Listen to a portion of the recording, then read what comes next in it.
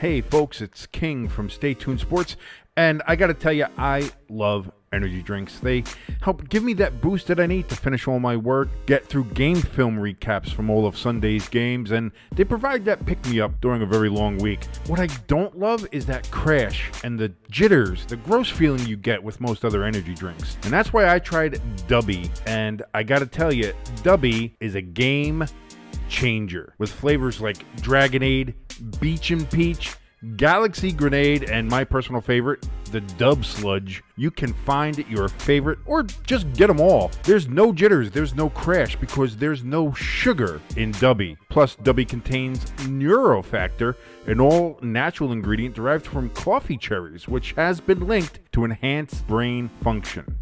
You go on over to dubby.gg right now. That's dubby.gg to grab the best energy drink you've ever had. And if you enter the code STSports18 in all caps, you'll get 10% off your order. That's STSports18 to get 10% off of Dubby.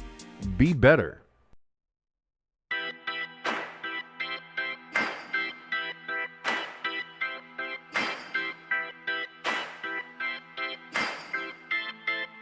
And hello there, all you stay tuned. Hey, listen, it might be the Eagles. I hate the Eagles. Don't get me wrong here. First quarter, keep it even. Second quarter, start running the fucking ball. Third quarter, take a power nap. Fourth quarter, oh shit, there's the rest of the game. Let's go. Fuck it, I'm a diabetic. I will root for the team that will literally give me diabetes and death. Rooting for a team from Hershey is like a Catholic rooting for Satan. It doesn't make any sense. This is Stay Tuned Sports, and it starts in 3, 2, 1. And hello there, all you Stay Tuners. Welcome back to a new episode of Stay Tuned Sports with your good friend Jimbo here and our good buddy King. First one in a while since we've been around here, around these parts. And it's been so long, I almost messed up that whole intro there. Almost, you got your little tripped up, had a little pause there, but we got through it. And hey, listen, it's like riding a bike, you know. You have a little stumble at first, but right back on it. You know what I'm saying? I had to knock some of the rust off. I'll tell you what, man. Speaking of knocking rust off, man. We are just in the deadest of dead period for sports. So honestly, we haven't had a show together in about 3 weeks or a month or so. Yeah, something like that. And I think you did one show in the meantime there. So we kind of had there's been 2 weeks where there's been nothing anyway. But if there's a time of year to not have something happen, this is the time of year. But as I mentioned to you before the show, this is the time of year where you see a lot of the sports talk people like Dan Patrick, even some of the local guys here at WFAN and other stuff like that. This is the time of year where everybody kind of takes off anyway. Rich Eisen. Yeah. So, because there's nothing going on. So it's we're not really missing anything. You guys aren't really missing anything. What did we miss? Oh, they did NASCAR racing in Chicago. Whoop-de shit. You know, I did watch that. That was a pretty fun race to watch, though. I saw the end of it. It's all right. It's it's like watching a Jersey Turnpike. It's all right. I see that shit every day in New Jersey. You know, did you see the traffic jam? Yes, I did. I said that's why it looks exactly awesome. Like the New Jersey Turnpike. You know, and the visuals were cool. Yeah. I don't know about again. I'm not a NASCAR guy, so I don't know about whether the racing was good or if it was bad or the data this or data that or whatever. Obviously, the guy who came from racing on the streets won the street race, so big surprise there. Everybody's like, "Oh my God, it's the first guy to win his NASCAR debut in 60 years," and it's like, yeah, but he's the one guy there that was a known champion street racer. Yeah, and oh my God, he won the street race. Holy shit, there's a shock. And that's the only race he raced too. But to me, it reminds me a lot of the LA Coliseum race, the duels that they do out there, which is, it's fine. I'm sure some NASCAR purists fucking hate it, which I saw online. A lot of people on NASCAR hated the fact they were in Chicago. They hate that LA Coliseum Gatorade duels or whatever they are now. Yeah. But it's done basically for. Yes. Is it done for the gimmickry? Yes. It's done to bring eyeballs to it and for the scenery of it. You get the view of fucking, NASCAR's just fucking zooming right down Michigan Avenue. It's pretty cool. All right. Yeah. I'm not gonna lie. But it's it didn't grab my attention for the whole race. Like I kept on flipping back to it and seeing what was going on because again, there was a big delay too because of the fucking storms that went through. Yeah. So, but overall, I mean, there's something. I mean, it was more interesting than watching the fucking baseball all-star game, which I didn't do. Which is again, we're in this time of year where there's really nothing going on. Hockey's over. Basketball, even though I'm not a huge basketball guy, when it's push comes to shove, I'll watch it if there's nothing else on. Yeah, that's over. Football, we're still 2 weeks away from training camp, but we're only 2 weeks away from training camp, so there's something. The last month of no football. This is we have passed the point where because June was the last month where there will be absolutely zero no football.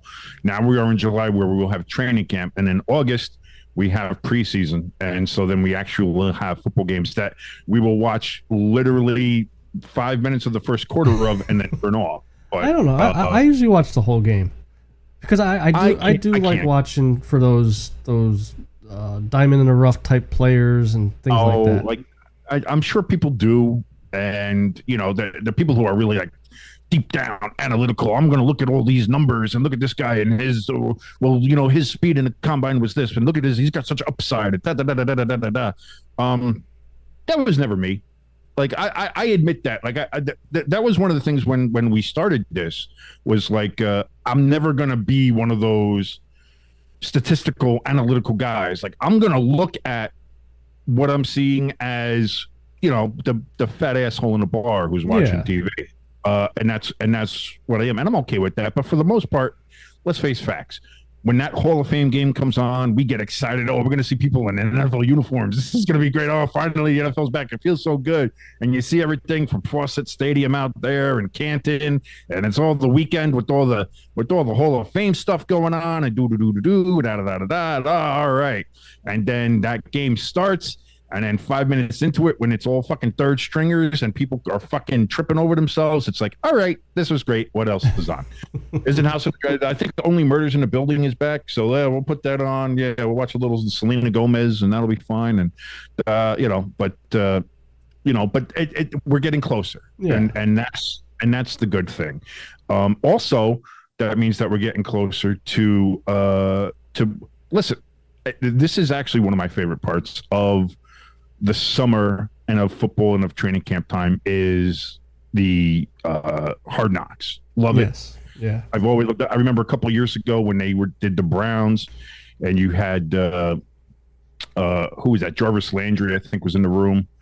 And he was going off and then he went on this speech of just like, listen, I hate fucking losing. Don't want to fucking lose anymore. It's like a disease. If you start losing, you get okay with it. And that's it. And I'm not going to be okay with it. We're not fucking losing. And And I was like, man, I'm going to run through the fucking wall for this guy. Let's go. I love those fucking things. And then Dan Campbell last year, I mean, the Detroit Lions Hard Knocks was a great one to watch. I was addicted to that. Loved that. And now we know who's going to be this year, who we kind of thought all along. Yeah. Is going to be the New York Jetropolitans there. What are your thoughts on that? I'm just curious how long before Aaron Rodgers takes shots at Green Bay on camera. Well, that makes me wonder, because there's the well-publicized resistance coming from the Jets, and really coming from everybody. I think it was the Jets. The ones that were eligible were the Jets, the Bears. Wasn't Detroit again? No, they wanted to do Detroit again, but apparently the NFL has the set rules are that it has to be a team that didn't make the playoffs the year before and has a new head coach. Oh, okay. So it can't be. I think those are two. I think there's other criteria as well, but like those are the two ones that like it's usually it's a team that didn't make the playoffs or a team that has a new head coach or both. Now the Jets still have Saleh, but obviously they didn't make the playoffs this year, just barely missing without a quarterback. Yeah. But if we're gonna be honest, if you took a look at the teams that were available, even if you wanted to do the Lions again, like You want fucking Aaron Rodgers Yeah. and the New York Jets right now to show that's what you want.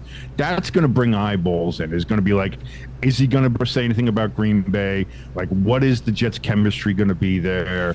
Like all this kind of stuff. Because the Jets in the off season right now are one of the most hyped teams. They're immediately put into like that contender tier in the AFC simply for having Aaron Rodgers, and I agree with that part as well. Again, they almost made the playoffs last year without a quarterback. Now you get a MVP caliber quarterback there in Aaron Rodgers. With some good players around him too this time around. And that's what I mean. That team has got solid, great offensive weapons. Who's that running back they have? Bryce Hall, whatever. Yeah. I can't remember where he got the ACL injury last year. Yeah, when he was going to be off and go and get the Rookie of the Year, he got injured, and then they end up having a Rookie of the Year anyway in their receiver. And then they have Sauce Gardner on the defensive end, get Defensive Rookie of the Year. Their defense is good. They have to. They've done a little bit to help fix that offensive line, so hopefully Rodgers doesn't get killed. Yeah. But like with the weapons they have, not to mention he's also taken every favorite weapon he had in Green Bay and brought it with him to New York. With Lazard is there and somebody I can't remember who else right now off the top of my head, but I know there's a few. Wasn't it Cobb? I think Cobb might be there as well. So I mean, so he's got weapons.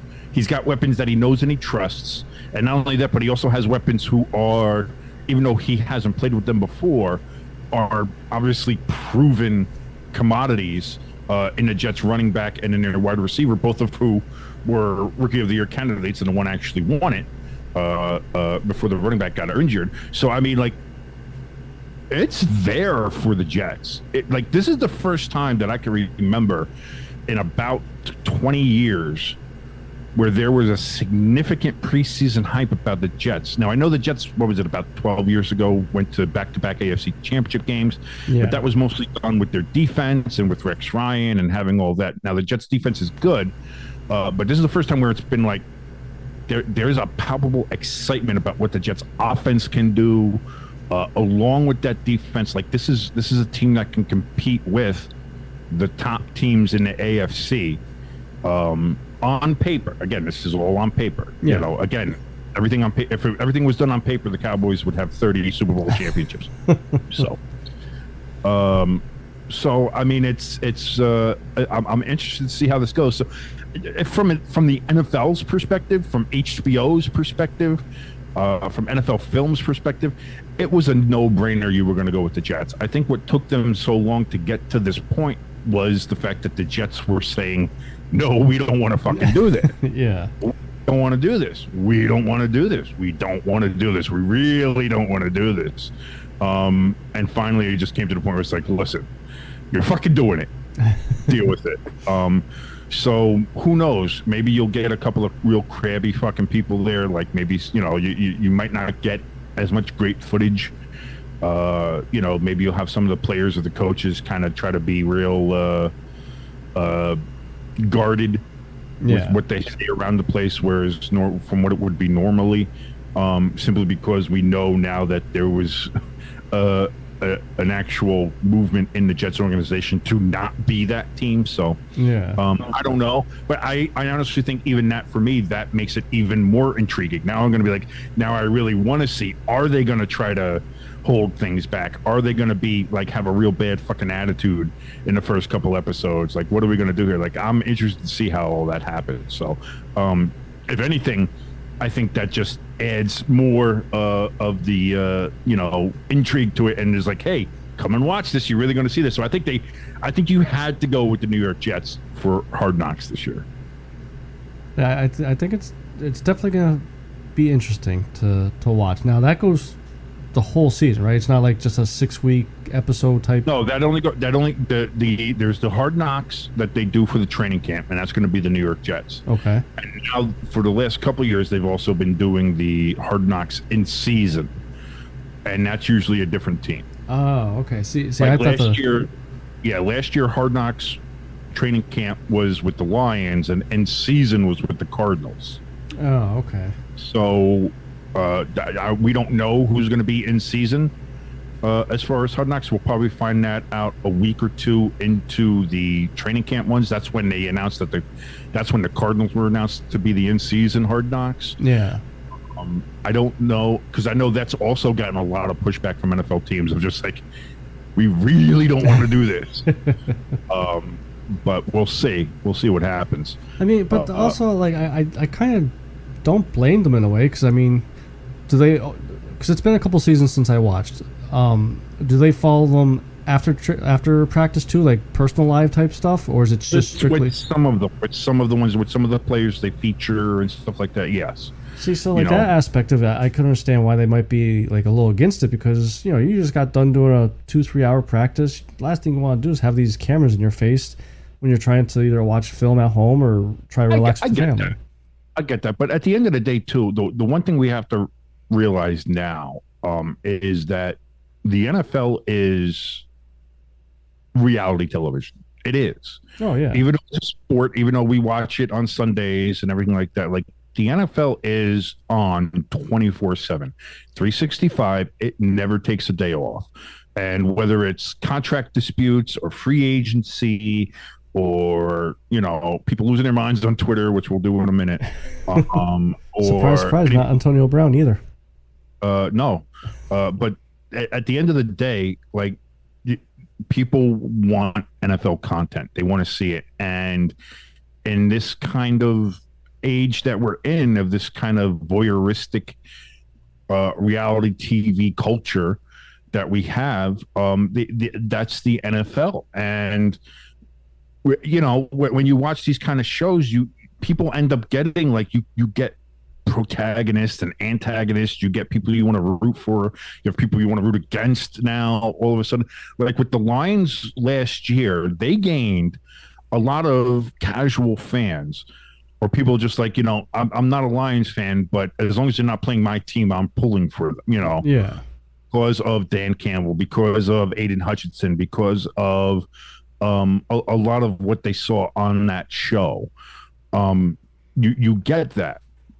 So I'm wondering, that's something that now I think is just part of the NFL and part and parcel of, listen, you're getting paid millions of dollars, you're paid for your athletic prowess and everything like that, but also, listen, you got to face the facts that you're a TV star. Yeah. Whether it's on the field on Sunday, whether it's doing interviews on Monday, Tuesday, Wednesday, whether it's doing Hard Knocks during training camp, whether it's the off season and you're fucking high as shit waving your hands at a Taylor Swift concert, which I get because I also was high as shit waving my hands at a Taylor Swift concert. Well, I wasn't high as shit, but and you weren't waving your hands; you were making gestures. No, my hands were in the air and I was waving them like I just wasn't caring. I was careful not listen, because let's face facts. Swifties are scary motherfuckers. Let's just put this out there right now. They're like a mini mafia. Listen, like people don't fucking understand. Like, these people are fucking toxic. They are vicious, and they do not stop. If they find something or someone that they find quote unquote problematic, you are fucked, and there's no other way around it, and you cannot stop them. And it doesn't matter how right you think you are, it doesn't matter how wrong you think they are, doesn't matter. Once they come after you, it's like it's like Godzilla. You cannot stop them. You just have to try to get out of the fucking way and minimize the damage, because it's coming for you. So I knew better to mind my manners, because if I had any gesture or anything that the Swifties around me would have found quote unquote problematic, I would have never left MetLife fucking alive. Would have never happened. So me and Aaron, we know our place. We know not to disturb, not to rock the boat, as it were. Even though, man, I'll tell you what, some of those routines, Taylor, and the outfit she had, my goodness, I'm just saying. Listen, it doesn't hurt sometimes being a Swiftie husband. It really doesn't. It's sometimes, there are perks. There are perks to being a Swiftie husband. I'm just going to say that right now. But anyway, whether you're any of these things, whether you're, back to the original point, like, again, there's Aaron Rodgers enjoying Taylor Swift's concert, because actually I think they're friends too. Yeah. And all that other, like, all these other things that comes along with the price of admission now. That you want to be an NFL star. Guess what? You're also a television star. You're also a celebrity. You're also going to have paparazzi, right? Like, this is welcome to this life. You're not just an athlete anymore. You're going to be a star. Even for positions you wouldn't think, like fucking linemen and shit get fouled. Look at Jason Kelsey. Yeah. He's got his own podcast, but he's also, pretty well known around the NFL circles, and he's followed in the off season, and he's he's one of the people as a name, and he's a fucking center. Yeah, you know what I mean? Like, it's beyond just the quote unquote skill positions now. So like, that's part of being in the NFL at this point. So whether you like it or not, whether you want to sit there and just say, man, I just want to play ball, I just want to be an athlete, I just want to do that stuff. I think if you make it to the big leagues, no matter what you're playing, whether it's NHL, NBA, NFL, obviously, baseball, which I don't know, I ignore the shit out of that, so it doesn't matter. Any of those things, like, that comes with it now. You are now part of that world. So it'll be interesting, though. I think it's going to be a fun show. I think this Hard Knocks is going to be good. We'll see if it's any better than the Lions one. Which is going to be hard to do. The Lions Hard Knock was really, really good. Yeah, I was going to say that's going to be hard to top. Because like you said, they gained a lot of casual fans just because of the show. 1,000%, and it's whereas I don't know, I don't think the Cardinals got any fans from theirs, and now they got shitty uniforms, which could have been good, and then they just fucked it up right at the last minute, and it just, oh God. And plus, Kyler Murray is just very unlikable. Yeah, and I think that's it too. He has a face I want to punch. You see the two things right there, where it's you had the Lions and everybody was kind of rooting for them, and then you have the Cardinals, where you have fucking Kyler Murray, who's acting like a big baby, Cliff Kingsbury, who just seems like a dad who's lost control of his entire house. Like, when you have Kyler Murray yelling at DeAndre Hopkins, and I'm like, I remember watching that in the season, and I was like, listen, motherfucker, you can say that, maybe the Cardinals aren't that good, or some people stink, or all this other stuff. If there's a problem, though, it ain't fucking DeAndre Hopkins, all right, Kyle? But hey, best of luck to the Cardinals. So yeah, right there, you just kind of see the two differences of how you can gain fans, or kind of have people be like, go fuck yourself. And just one season and two different Hard Knocks. There you go. Yeah. So how about your buddy? You think he's going to be losing any fans? Which buddy is this? From Twitter? The clip that you played. Oh, we're gonna jump right into that now? Okay, yes. Yeah. Now, before King gets into it now, I just saw the headlines about this Kadarius Toney supposedly being hacked and all that stuff. So I didn't get to listen to the clip. And according to King, it's a doozy. Here's the thing: is this motherfucker has not been able to keep the Giants out of his mouth since the Giants did him a favor and got rid of him. Now, this is the guy who robbed the Giants of fucking money, pretending to be injured because he didn't want to fucking play. So they're like, fuck it, fine. We'll trade you to the fucking Chiefs. Enjoy your fucking stay. So he goes to the Chiefs, immediately plays, does well, wins a fucking Super Bowl. You'd figure, all right, motherfucker won a Super Bowl. He got out of New York, which he didn't want to be in. He was unhappy in there for whatever reason. Fine, whatever. Everybody's happy, right? This motherfucker just ain't happy. He constantly keeps on bringing up the Giants. Keeps on constantly bringing up the Giants fans. And he went on another tirade the other day, shitting on Giants fans and doing all this other kind of shit. So then apparently a Giants fan or somebody there DM'd him and said, yo music is trash, you bust bitch. You miss Daniel Jones. That's why you're mad, huh? Okay. So that's the preface. Kadarius Toney shits on New York, shits on the Giants, shits on Giants fans over on Twitter. Giant fan takes exception to that, sends him a DM. This was Kadarius Toney's response to that. You talking about Miss Danny Jones? Apparently he missed me, fuck ass nigga. I can show you the call log, bitch ass nigga. He calling me, blowing me up, fuck nigga. Fuck you talking about, hoe ass nigga. I don't give a fuck about no muted shit you talking about, bitch ass nigga. You ain't slid on no block. You ain't pulled up on me yet. You ain't talking about shit, but in my DM, nigga. Pull up, nigga, or shut the fuck up. Period. Okay. Now I don't know what the fuck he just said. I have zero idea. I can't translate that. I don't know. A lot of expletives. Yes. A lot of words that I'm not going to repeat. Oh no. That's not what we're here. Apparently calling this person and also calling Daniel Jones a hoe ass. And telling the fan to pull up to apparently engaged in some sort of altercation, from what I can understand. And that's not it, because apparently he responded with more after that. There was another one. Oh, I got to pull that back there, because apparently this person then said, nobody misses you sitting on the sideline all season, buddy. You ain't do shit for us besides stay injured, bum bitch. Okay, so that's the response to the first message from this fan. Okay. Now here's Kadarius' response. Tell that nigga stop calling me then if you don't miss me, fuck ass nigga. With your pussy ass on my DM, nigga, unless you drop in the addy, fuck nigga.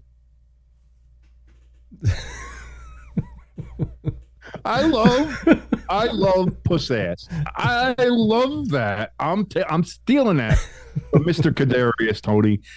You're not pussy ass, by the way, which would be inappropriate to say. Just puss ass. You a puss ass. Which I guess would be more politically correct, because it's not a curse word. I think so. Or Yes. anything, you know? Yes. You know, it's not. I don't think it's referring to anything like that. That would be considered a misogynistic sort of terminology or insult of that way. Yeah. So I think puss ass is actually pretty good. You know, pretty. I heard it today, actually on broadcast radio. So the fact that it's actually safe to say over the airwaves, to me, says, that's a pretty good. That's a pretty good term to use. Yeah. So, and I guess I probably should have put like a warning before you play that first clip, but don't play this at work. You might get in trouble. Yeah, no, that might. Well, you did kind of let some people know about the situation. And listen, if anybody knows or listens to this show, knows that it's very unsafe for, not safe for work as it is, NSFW, as they say. The thing I get a kick out of this whole thing with him, he's what, a fifth string wide receiver on Kansas City? I think he's their second or third. Like he's up. Like listen, I'm not going to deny the kid's got talent. He does. Here's the thing. Like motherfucker, you got what you wanted. Like you trolled the Giants. You said, "Oh, I'm injured. I can't do anything." Giants trade you. All of a sudden, you're miraculously healed, and you go on and do your shit fine. Like, and Giants fans were even like, "Hey, right, whatever." We were even like, "You beat the Eagles. Thank you very fucking much for doing that for us.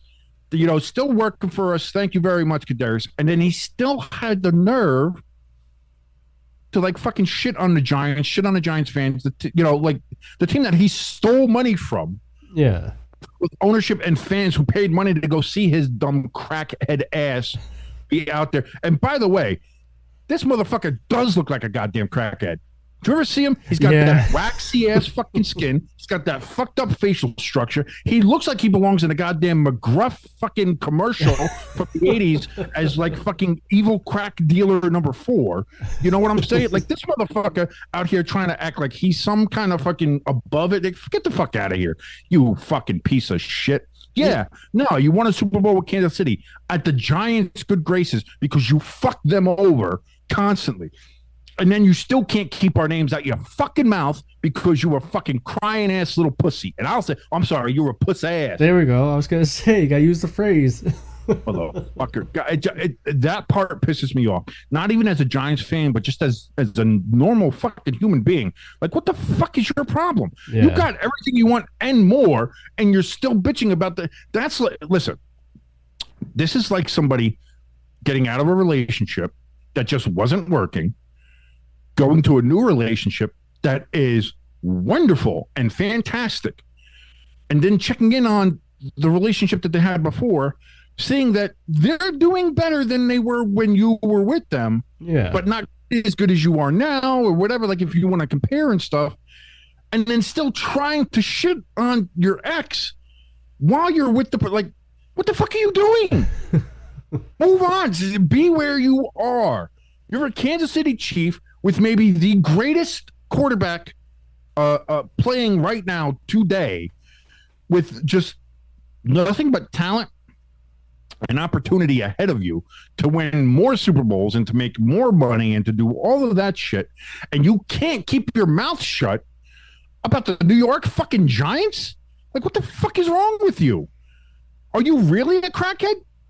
It sounds like he... skin motherfucker. Sounds like he has volume 1 of the Antonio Brown playbook. Like, I don't, like, listen, like, I'm not going to sit here and compare him to that fucking mess. Not yet, anyway. I was going to say, not yet. That's the key thing. But, man, is he fucking just, like, I don't understand what the fuck this moron's fucking problem is. But, like, if you, like, listen, you can do all you want. But if you think you're going to go head to head against the entire New York metropolitan fucking area, you're going to lose. Yeah. Sorry. You're going to fucking lose. So, I mean, keep talking your shit. But then, keep talking your shit. But then on the flip side, though, that wasn't him, though, according to him. According to Kadarius Toney, now this is where I may have to go ahead and offer a retraction at some point, maybe. I don't know. Apparently, the tweets that he had sent out, shitting on the New York Giants and the New York Giants organization and the New York Giants fan base and New York Giants players, all of that was due to a hack. He was hacked. Those tweets were not him. Somebody sent them out. So then you're sitting here wondering, well, if those tweets were hacks and that's not what he really said, why did he respond in his DMs to these things instead of saying, hey, that wasn't me, I was hacked, don't come back to me like this, that's not what happened. Why did you respond in your DMs in such a quite unintelligible way? To which he said that, yeah, no, that was hacked too, and that wasn't him. That wasn't him, that wasn't his voice. Well, whose voice was it? Well, we don't know. Was it AI? Dun, dun, was it dun. one of those AI voice bots? Was it somebody trying to do a Kadarius Toney impression? Which, if that's somebody trying to do Kadarius Toney, good job for having a fucking motor mumble mouth like that. Because holy shit. But I did hear somebody do a side-by-side comparison of Kadarius Toney in one of his interviews where he's on the phone. So it's like same thing, so you're not getting like a clearer mic version of being like, oh, well, that's not him or something like that. Like you want to get as close to possible to get a good voice sample. So they found an interview of him that he did on the phone, so it has that same kind of quality. Took that and then played the clip that we just heard. And there's no difference. There's no difference. So I'm gonna sit here and say, listen, I'm no forensic analyst. Yeah, that's not, I'm not qualified or educated in that way to have gone through cop school. I don't think that's what it's actually called, but to do all that kind of voice recognition and analysis and all that other kind of shit. But to the ear, yes, no, that was Kadarius Toney, and clearly it was Kadarius Toney, and clearly the tweets were Kadarius Toney. Yeah. And he can try to sit there and say whatever he wants. Listen, he can sit there and say that, oh, maybe he smoked too much weed and he got stupid. Fine. Even that is whatever. But the problem is that this is a pattern. This isn't a one-off. This isn't like he decided to talk shit on the Giants and then did this thing, and then it was like, oh, well, that's out of nowhere. No, He hasn't shut the fuck up about the Giants since the Giants got rid of him. And he won't, and he hasn't. So I'm waiting for the day, hopefully one day. Now, I know we're years away from it now. I think we're 2 or 3 years away from the NFC East facing the AFC West again. because I think they just played last year. Believe it, I think. Yeah, because I remember Philly played Kansas City. Yeah. So so it's still so now we have 3 years to wait before that happens. But and who knows what happens at that time? He might get traded again, or he might ask to be traded or released because I'm Kadarius Toney or whatever the fuck he's gonna do, or maybe he'll be quote unquote injured with Kansas City too. But I want to see somebody just light that motherfucker up now. Like, well, listen, you know what? Maybe it'll have the reversed effect that Brissett had on Antonio Brown.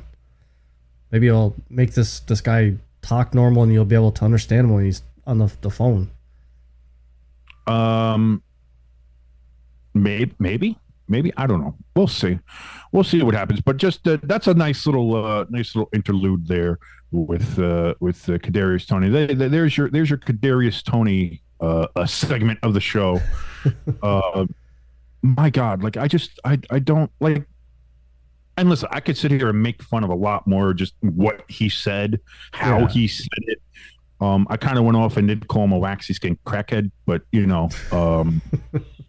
dude, look at he looks like a wax figure. Like I don't know what it just I don't know. And he's got that weird kind of bone structure too. Like he looks like it. I don't know. Does he look like a crackhead, like a sunken cheeks in and everything too? Yeah, he's got like the big brow. He's got like he looks like a stereotypical villain from an '80s movie. You know, like it's like I don't know. Like it's not great.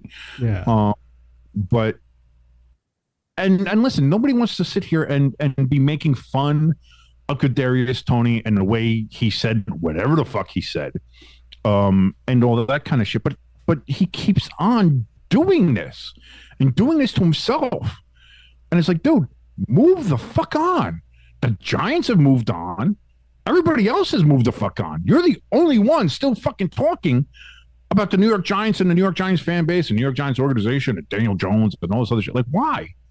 What is a fucking point? Well, shut the fuck up. If there's one player on that Chiefs team that could tell him to shut the fuck up is Patrick Mahomes, because obviously we know what's going on with his brothers, and his brother's been a douche. And Kelsey can do it too. Yeah, true. Yeah, I think the leaders on that team can tell him to shut the fuck up. Yeah, because again, I mean, he's not, he's not a top 5 receiver like that. You gotta be like, okay, you got prima donna here. We gotta watch how we say everything. No, just walk up and tell him, shut the fuck up. Watch what you say. He also seems like the guy that would completely disregard and ignore like fucking Andy Reid. Yeah, one of the top 2-3 coaches in NFL history. He'd be like, "Ah, man, shut the fuck up." Yeah, I ain't gotta listen to you. Go eat another cheeseburger, motherfucker. Or however he would say it. I'm sure there would be a couple of more choice words in there from Mr. Kadarius Toney. But I think if you had like Kermit the Frog Mahomes there, just tell him, listen, shut the fuck up, or listen, that's the other thing too, is like Mahomes can sit that motherfucker if he wants to. Yeah. But that's if he wants to, because again, he's got a brother who's an asshole. So how high is his tolerance for dealing with a brother that's an asshole and listen, well, I mean, the brother stuff is not. I know the stuff with Brittany Mahomes. There are people who say a lot of stuff about her. I'm not going to repeat some of that stuff, although some of it I do agree with. I'm not going to say that on here because I don't want to disrespect Patrick. I think he's a good quarterback. I think there are some things that he wishes his wife wouldn't say or do, and then the same obviously with his brother was hoping that he wouldn't do, and especially unwantingly sticking his tongue down the barman's throat is one of those things. So I have no doubt that like he knows what the deal is, so I'm not going to do that. Yeah. But as far as his teammate in Kadarius, you got to shut that motherfucker up. And tell him, listen, you ain't on the Giants anymore. Move the fuck on. See that giant fucking ring you got on your finger? Look at that. Every time you think you want to say something about the Giants, look at that finger and shut the fuck up. Yeah. Like even at the ring ceremony, he put the ring on and he flipped the bird with it and was like to the Giants and to all of New York and some shit like that. And it's like, why, when you are putting a Super Bowl championship ring on your finger, are the Giants of all teams still in your fucking head. The only team and the only players that should be putting on a Super Bowl ring and flipping off the Giants are the Eagles or the Cowboys. Yeah. That's it. Those are the only teams that should be doing that. If you're a rival. That's it. What the fuck are you doing? Fucking Christ. So, now this topic I didn't bring up to you before the show, and it kind of just popped in my head. Thought about it during the week, but rumors are coming out. We'll talk a little bit about UFC here. Rumors are coming out that Rhonda Rousey might be coming back to UFC. I saw something about that. Yeah, I have no idea. She's supposedly it's a bad time. Bad time. And, yeah, and if she comes back, she's just automatically going to get a title shot. Not just her. But do you think that's right though? Like Conor McGregor, hasn't fought in money. Yeah, and McGregor can do it too because money they'll draw, and that's the point. With anything, whether it's boxing, whether it's MMA, whether it's pro wrestling, which is obviously we all know fake and scripted. Well, I mean, whether you want to use fake or not, but it's scripted and all that other shit. Yeah. Whatever draws money. And at the end of the day, people will pay money to see Conor McGregor fight somebody for a belt. More so than if Conor McGregor was just fighting somebody. Now, people would just pay to see Conor McGregor fight somebody, sure. Yeah. But you put a belt on the line, more people will pay to see that. And at the end of the day, UFC is a business. And, boxing is a business, MMA is a business. It's all a business. So if Rhonda Rousey comes back, that's a name. That's a household name. Made in UFC being the most dominant woman at a time where women's MMA was floundering, wasn't was just in its earliest days. Yeah. And she was the fucking name. Now you put her out there, absolutely. People will fucking buy that up. People will buy it to see her win. People will buy it to see her get her ass kicked. But people will buy it and watch it. And that is the entire point. Whether she wins or loses, people will buy it. And Dana's going to get a lot of money, and Rhonda's going to get a lot of money, and everybody else around there is going to get a lot of money, except for the fighters. But that's why. So whether it's right, whether it's wrong, it's what it is. It's the reality of it, and that's the other thing too. This is the thing that bothers me a lot with people who are, the quote unquote like the sports experts and the people who. I take sports seriously, and this is what's going on. Like they look at things like that, and are like, "Well, she should have to go up the ranks, and she should have to do all this, and this is not fair, and why is this?" It's like they all forget the bottom line when it comes to anything is making money. You want to make money. You want to get as much money as you can. You want to get as much eyeballs as you can. If you have a pay-per-view, you want people to watch as much as you can. That's what you want to do. Now, again, I'm going to let's look at the NFL here. Let's see. Thursday Night Football. Amazon paid $1.2 billion for Thursday Night Football. Okay. And last year, there wasn't one good fucking game on Thursday night, to the point where it was a joke. Yeah. It was a running meme of how bad Thursday Night Football was, to the point when finally a touchdown was scored after I think 2.5 games. Everybody shot their fucking load. Everybody was like, "Oh my God, a touchdown on Thursday Night Football." So what happens in this offseason? The idea is floated of, we're going to flex Thursday games. And people lost their mind. This is terrible. Competitive disadvantage. We can't do that. How dare you? This is bad for the players. This is bad for this. This is bad for that. At the end of the day, Amazon paid $1.1 billion to show the NFL. And they're not going to do that again. And other networks aren't going to do that again if they're going to be given the shittiest game package that's out there. They're not going to do that. So how do you satisfy that? How do you satisfy that? You do what's best for business. You put the money and you put the business first above everything else. And that's not evil. That's not bad sportsmanship. That's the business of sports. That's the business of the game. At the end of the day, you have to realize that. You have to realize that without people watching it, without there being an income, without all the ad revenue, None of these leagues exist, and no, it doesn't matter then what they do. They could be playing on a fucking dirt lot for the love of the game, and that's all great and good, but who's watching it? It's not on TV. Nobody gives a shit. And then you wouldn't like that. Yeah. So at the end of the day, the people who enjoy the fruits of that sports business and the sports business decisions are the people that bitch about it. No, you have to understand where this is coming from, and you can be upset with it, and you cannot like it, especially if it impacts your team. Like if your team has to play another Thursday night game and you don't want to, and it's this puts us fine. I can understand being upset by that, but at the end of the day, if they don't do that, then that's going to take away. Like the next time something like that comes up, Amazon's gonna be like, "We're not paying that," and then anybody else who wants to pay for Thursday Night Football is gonna be like, "Well, we saw what happened with Amazon, so we're not paying anywhere near that." So then that's less money, less revenue, salary cap goes down. There's like it's just overall worse. It's a big snowball effect. It's a worse outcome for everybody. Yeah. Are there better ways to kind of do maybe a Thursday night scheduling, or maybe in my mind, get rid of Thursday night? But again, there's the other thing. I don't like Thursday night football, but it just brought the NFL $1.1 billion a year. Fuck off. Of course it's going to stay. What else do you think is going to happen? Do you think they're just going to get rid of Thursday night football because, it puts some teams and some players at a disadvantage? They're making $1.1 billion a fucking year. Yeah. Think about that. You're not going to listen. You're not going to get rid of Thursday night football.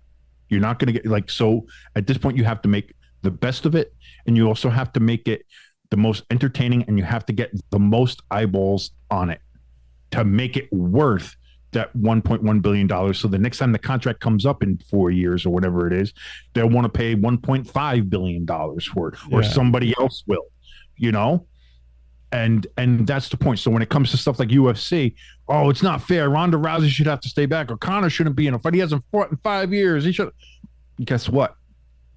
Those motherfuckers fighting for those titles on those nights are going to bring in enough money to keep shit running in UFC for another fucking 5 years. That's why they do that. And that's why it's there. So whether you think it's fair or not, that they jumped the line, that they cut the line, do anything like that. And not only that, but those two, I would argue, if you want to talk from just a strictly sportsman point of view, they've earned that fucking right. They put the work in. They put the time in. They've been at the top of the mountain multiple times, fought multiple people, been there. So, and not only that, but like Rhonda Rousey built that women's division. As much as you want to say like she couldn't compete against fucking Nunez and some of the other people, I agree. Yeah, I agree. At the time when there was nobody else, that bitch built that fucking division. Built it. No, I agree. I agree with that. And UFC today is not nearly as big as it is without Conor McGregor. It's not. And as much as people want to say that, he can't fight, or other fighters were better, and I'm sure, absolutely, you could put out there say other fighters were better. I mean, that's an argument for another day. But as far as making the sport bigger, making the sport more respectable, bringing more money into the sport than any other fighter, that's Conor McGregor. Like him or not, which, lately it's been a lot more of the not. Yeah. But he is the reason the UFC is, even at this point, now. So yes, he gets to cut the line. Rhonda Rousey, she gets to cut the line. Don't like it? Get in the fucking octagon and take them on and shut them up. Otherwise, shut the fuck up, buy your pay-per-view like you know you're going to fucking do, and watch them fight. I'll take them on. I'll just kick Conor's leg, make sure that breaks, and then... I would let Rhonda Rousey fucking... I was going to say, I'll let Rhonda take me down. Whatever she wanted to do, whatever. I would do that. I would cry in pain and joy and just thank her for all the broken arms that I have. You'll be in a full body cast writing down your answers. Totally worth it. Totally. I'm sorry. I apologize. That was completely misogynistic. I should not say those things. That's a terrible thing. Although, isn't she the one who said, like, before every fight she fucked? Yes. The night before. It was part of. It was like part of her pre-fight routine. Was I gotta bang before the fight and get ready. I was like, that's a hell of a pre-fight routine. But hey, go on. And go dick too, apparently. See, nuts, dick. It's all part of the thing. I'm sorry for my misogynistic ways, and I completely apologize. Stay tuned, sports. Stay tuned, sports. Gonna have to send you back for another 30-day. The views of King do not represent those of Stay Tuned Sports or Skunk Duck Studios, and or anybody else, or yeah, I was going to say we would have had a sponsor on this show, but things kind of fell through with that. But oh well, what are you going to do? Well, that's my fault. That's partly my fault. We had an up to something season. Kind of fell apart right at the last minute, unfortunately. But I like that there was a conversation. Yeah, I like that there was a conversation. It shows growth. It shows growth. So we'll just keep on moving. Again, we're on a lot of stuff. Yeah. I mean, you look at the stuff that's on, like, because we put the show out through Podbean, but we're on Spotify, we're on Apple Music, we're on all the places that you can get podcasts. Not Stitcher. Stitcher folded, so fuck Stitcher. But we're on Spotify, so we're on those things. I don't know if those numbers get brought over for us to see. I don't know how. I think all of them except for Spotify. But I think Podbean's in the process of integrating Spotify into the numbers. See what the numbers are, right? So, but again, if you guys want to listen to us, you don't have to go through the Podbean link that Jimbo posts all the time. Even though I've told him to. I stopped doing that. Links. I've been using Spotify. The Spotify link. Okay, if you say so. All right. All right. I'm going to be watching you. But anyway. But I like where we're going, is what I'm saying. I think we've had some growth here. I like where we're going. Me talking about Rhonda Rousey hurting me in a sexual way may help or hurt that. I don't know. But we'll cross that bridge when we get there. And we gotta get more phrases like puss ass or whatever that phrase. Dude, I love puss. I'm making a T-shirt. I was gonna say, you gotta make a T-shirt up with that. I may make a T-shirt with that on it. It's just thank you, Kadarius. Man, it is fucking hot today. It is. With work, we have no AC in there, so I can once we're done recording here. Not to get gross, I'm going to take a shower. No, absolutely. I took a shower beforehand, and I might have to take a shower one now. I'm just sitting here talking. I am fucking drenched. Yeah. Sweat. Now, granted, the ceiling fan in my kitchen fucking broke, so I have no circulation whatsoever. But it is just. I'm looking right now. It is 93 degrees here in shitty, awful Bayonne, New Jersey. And it is not pleasant. It's not pleasant. I'll be back out that way Friday night. Hopefully the rain holds off so my son could fly in safe. I'll be picking him up at the Newark airport. Nice. And Newark airport. Have fun.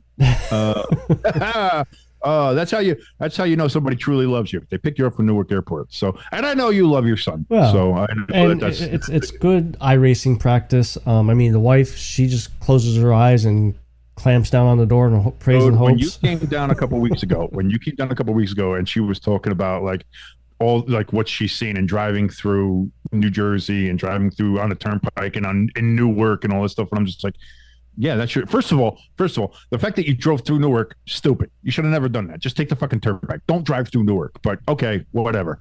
But yeah, no, that's how people drive. You gotta know how people drive. Now that's the great thing about Jersey is that most people drive. They drive fast, they drive crazy, but they drive safe because everybody knows how they're doing. Like I've seen people weave in and out of traffic, and they're assholes, and I flip them off. Yeah. But as long as you do what you're doing, you're going to be okay. You don't have to really do anything. Every now and then you catch an asshole out of state. Most of the accidents happen because of out-of-staters, usually New Yorkers. They don't know what the fuck they're doing. New Yorkers do not know how to fucking drive. Which is especially surprising. You would think so. You would think, oh man, New Yorkers. No, not a chance. New Yorkers fucking suck. They do. Straight up. Are they as bad as people from Connecticut? Connecticuters? Whatever? Are Connecticutians? Connecticutians? I don't know what you would call people from the assholes is what I call them. They may be the worst drivers in the United States of America. Between them and the massholes, fucking Connecticut, Massachusetts, probably the worst drivers in the fucking history of the fucking United States of America. Just the worst. But New Jersey, pretty good.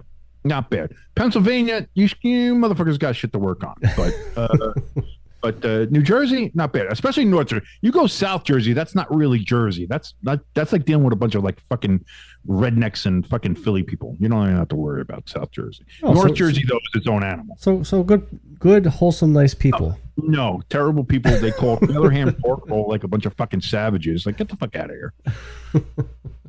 I will fight. That is the hill that I will die on. I will fight anybody about Taylor ham. It is Taylor ham. It will always be Taylor ham. It is Taylor. It's actually called pork roll. Taylor ham. It's just a brand name. Yeah. And do you put an adhesive bandage on your cut when you get cut? Or do you put a Band-Aid? Everybody says Band-Aid, even though Band-Aid is the fucking brand name. Taylor ham. Fucking cocksuckers. It's puss-ass ham. Puss-ass ham. Taylor puss-ass ham. Well, I think that's gonna be it for us for this week. Already? Oh, we're done? Yeah. I feel like we knocked the rust off. Hopefully we'll be back next week. Maybe we'll have some more sound bites. Listen, nobody can really cancel us. Like we're really not a cancelable show. People